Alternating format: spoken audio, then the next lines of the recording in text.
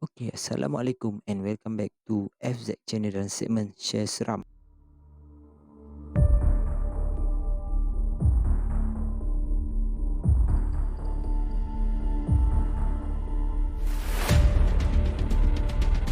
Subscribe. Kisah kali ini yang nak diceritakan adalah kisah seram hospital juga. Cuma kali ini ada melibatkan sedikit kisah seram yang lebih ekstrim yang berkaitan dengan pesakit luar, which is bukan orang asal negara ni. Okay, kita lanjut ke ceritanya. Cerita berlaku di salah sebuah hospital swasta di mana hospital ni yang seperti yang kita tahu, hospital swasta ni memerlukan biaya yang mahal, and perkhidmatannya pun setakat yang kita dapat tahu alhamdulillah lah elok kan. Kisah ni berlaku pada seorang nurse. Nurse ni sebenarnya dah kerja lama and dah banyak menghadapi banyak-banyak pesakit, and pada satu hari ni dia menerima satu pesakit dalam wardnya bukan mempunyai kewarganegaraan Malaysia, iaitu berkewarganegaraan Indonesia, yang mana makcik ni adalah ibu kepada salah seorang warga Indonesia juga yang berkahwin dengan warga negara Malaysia. Tapi disebabkan ialah anak dia je yang kahwin, so dia still hold warga negara Malaysia tu kan. Masa dia masuk tu macam ialah satu family bawa dia dalam keadaan memang nampak macam uzur lah, memang tak sihat. Sebaik masuk tu pun memang nurse-nurse settle-settle, dia termasuklah nurse ni, settle-settle dia pun macam dah keadaan dia ni macam dah seolah-olah orang kata uzur sangat-sangat lah. Sampai tahap ada yang antara nurse tu kata, dia ni macam tak lama je ada nurse menegur lah, tak baik cakap macam tu. So tak apa, bila dah keadaan macam tu, nurse yang aku nak ceritakan ni, dia kerap kali pergi ke makcik tersebut, macam dia seolah-olah di-assignkan kepada makcik tersebut, kerana nurse-nurse ni macam tak berapa berani disebabkan dia ni macam keadaan rambut dia serabai dan dia ni sebenarnya kelihatan menyeramkan lah juga walaupun pagi. And pada satu petang ni tiba-tiba orang melihat makcik ni dalam keadaan ialah terbaring lagi biasa, and pada waktu itu nurse-nurse ni macam sembang, korang sedar tak makcik tu malam semalam dia macam kuat semacam tau, kalau korang nampak dia boleh berdiri, duduk berdiri, badan menegak. Lepas tu sesama nurse lain pun macam bersetuju. Ha. Korang pun nampak. Padahal uzur kot. Malam-malam dia boleh berdiri keras. Kita tahulah kalau orang sakit macam nak bangun pun lambat-lambat ni tak. Dia boleh bangun dalam keadaan tak sampai 2 ke 3 saat macam tu. And benda tu dah menyebabkan satu cerita yang hangat dalam kalangan nurse lah. Macam seolah-olah benda tu dijadikan satu cerita yang sangat-sangat menyeramkan lah. And nurse yang kena assign jaga ni tadi pun macam cakap lah, mungkin dia malam, yelah dia dah rehat seharian, tiba-tiba macam dia dah dapat dah balik tenaga dia kot. Mustahil lah. Kau nampak kita usung dia hari tu, dia nak gerak tangan pun tak larat. Dia bagi isyarat goyang-goyang tangan je. So mendengar pada satu bantahan ataupun satu bidasan daripada kata-kata setiap kali dia mengeluarkan statement, menyebabkan dia pun macam, oh tak apalah, dia pun terima je lah setiap apa yang diperkatakan oleh kawan-kawan dia. Namun dia mesti menganggap makcik ni tak ada apa-apa lah, biasalah, macam penyakit biasa. So pada malamnya, dia yang sebelum tu tak nampak sebenarnya situasi yang diorang cerita ni, and pada malamnya dia macam biasa pergi ke makcik tu untuk check dekat makcik tu masih dalam keadaan yang baik kan. And apa yang mengejutkan, benda yang diorang ceritakan kepada dia tu terjadi pada waktu dia tengah check makcik ni. And pada ketika tu ialah dia tengah nampak makcik ni macam diri tegak kan.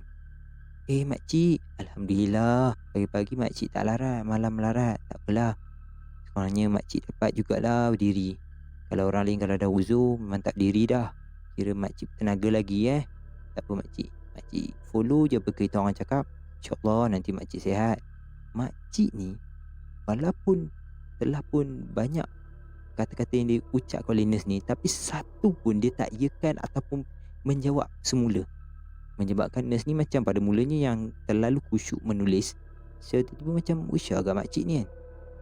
Pada mulanya makcik ni bila dia banyak kali dia usah-usah, macam makcik ni tengok depan je, tengok depan.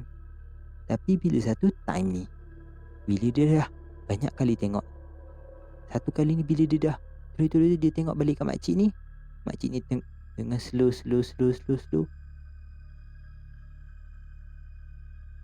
tengok dia dalam keadaan senyum, yang menyebabkan pada moment tersebut dia macam nak cakap pun tak boleh, nak menjerit pun tak boleh, nak terkejut ke apa pun dia macam dia tak tahu untuk berikan apa reaction. So macam okeylah, dia macam percepatkan tulisan dia apa semua. Dia macam gerak. Tiba-tiba terdengar satu ucapan yang halus keluar daripada mulut makcik tu. "Kenapa pergi? Takut ke? Hehe, aku boleh datang malam je. Mehlah kawan dengan aku." So mendengar kata-kata daripada makcik ni yang nak bercakap, dengankan bercakap bergerak pun susah, tiba-tiba dia boleh bercakap, menyebabkan nurse ni secara tiba-tiba merasa dia seolah-olah dicengkam di tempat tu. Tapi dia membacakan beberapa ayat yang dia boleh tanpa melihat makcik ni, sebab dia macam dah membelakangi makcik ni lah kan. Dan dia terus berlari mendapatkan kawan-kawan dia nurse lain. Setibanya dia di bilik nurse, kawan-kawan lain macam tengok lah. Kau kenapa? Muka pucat semacam. Kau ni yang tarik nafas panjang ni, apa hal ni? Ceritalah kat kota orang. Kenapa ni?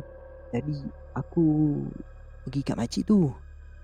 Aku sajalah nak tengok dia punya tahap kesihatan makin membaik ke tak. Betul lah korang kata dia boleh berdiri macam orang sihat. Betul lah, memang kita orang duk sembang tu daripada semalam lagi. Kau je yang macam tak nak percaya. So sekarang kau dah kena, faham-faham lah kau. Tak, aku kena lagi teruk daripada tu. Kau kena apa lagi?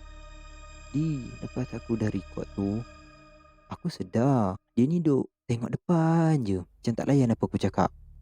Tiba-tiba dia macam main mata dengan aku. Aku pun macam tak apalah kan. Tapi cara dia gerakkan daripada dia tengok depan tu ke mata aku sambil senyum, kau bayangkan. Tak apalah, aku pun cubalah nak larikan diri pada dia kan. Tiba-tiba dia boleh cakap yang aku ni nak lari ke takut ke. Mehlah kawan dengan dia. So mendengar penjelasan daripada apa yang telah dijelaskan oleh nurse tadi, kawan-kawan dia lain macam, kau ya betul, scary doh makcik tu. Siapa nak handle dia? Kau seorang je boleh ni. Kau jangan esok tak datang apa pula.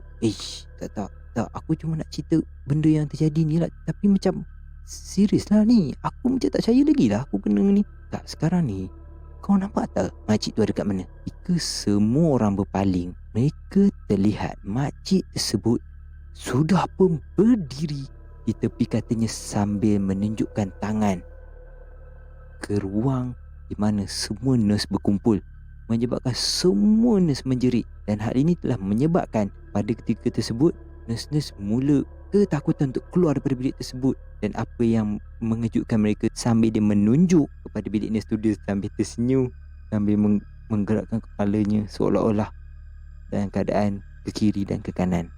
Hal ini telah menyebabkan semua nurse sangat-sangat takut dan tidak langsung memikirkan untuk keluar daripada bilik tersebut andai kata terjadi apa-apa. Disebabkan kejadian tersebut, guard yang duduk di luar terpaksa masuk untuk handle kes ni. Walaupun pada masa tersebut kelihatan guard juga agak ketakutan, namun guard tersebut pun alhamdulillah mempunyai sedikit ilmu dan dapat menenangkan keadaan. Dan setelah terjadinya kes ni dan sampai akhirnya makcik ni pun dapat discharge, walaupun sebenarnya kesihatan dia masih buruk kerana sebenarnya dia memang uzur. Turn out, diorang cerita makcik ni ada membela saka yang mana daripada keturunan dia, and anak-anak dia seorang pun tak nak saka ni, menyebabkan dia ni sebenarnya dah pun meninggal, tetapi saka tersebut masih menjadikan badannya sebagai host untuk dia pergi mengganggu orang ataupun boleh dikatakan mencari tuan yang baru. So bila mendengar kata-kata ataupun penyataan ni, semua ni semacam teringat balik apa yang terjadi malam tu. Dan dia orang tak dapat bayangkan andai kata